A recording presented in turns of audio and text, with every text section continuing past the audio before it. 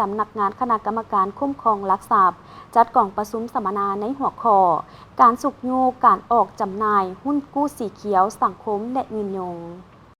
พิธีดังกล่าวได้จัดขึ้นที่เมืองวังเวียงโดยการเป็นประธานร่วมของทานสุริศักดิ์ธรรมนุวงศ์รองผู้ว่าการธนาคารแห่งสาธารณรัฐประชาธิปไตยปราศาสลาว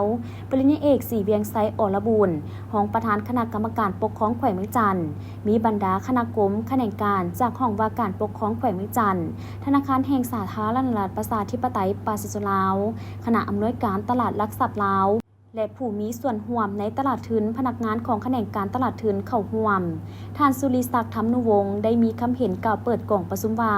ในการจัดกล่องประชุมสัมมนาครั้งนี้เพื่อส่งเสริมสร้างความอาจสามารถและให้ความรู้เกี่ยวกับตลาดทุนและการออกจำหน่ายหุ้นกู้แบบยืนยงให้แก่ผู้เข้าร่วมเพื่อเป็นการประกอบส่วนเวียกงานการสุกยูออกจำหน่ายหุ้นกู้สีเขียวสังคมและยืนยงอยู่สปป.ลาว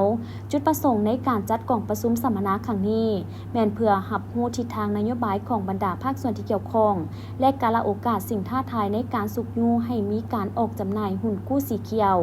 สังคมและยืนยงพร้อมนี้ยังจะได้รับรู้ภาพรวมตลาดหุ้นกู้ยืนยงในสปป.ลาว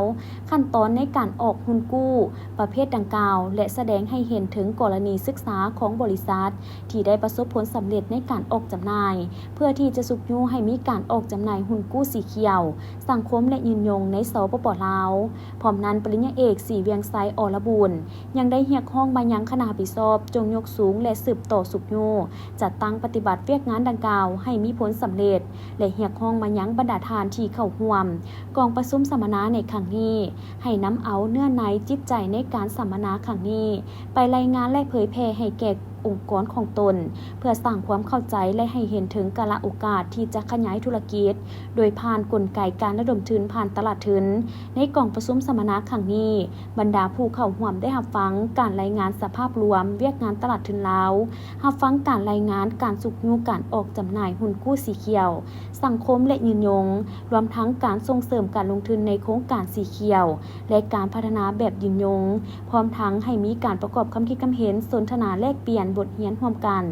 หลังจากนั้นได้จัดให้มีกิจกรรมแข่งขันกีฬาป่านเตะมิตรภาพระหว่างสำนักงานคณะกรรมการคุ้มครองลักทรัพย์กับห้องว่าการแขวงเมืองจันทร์อีกด้วย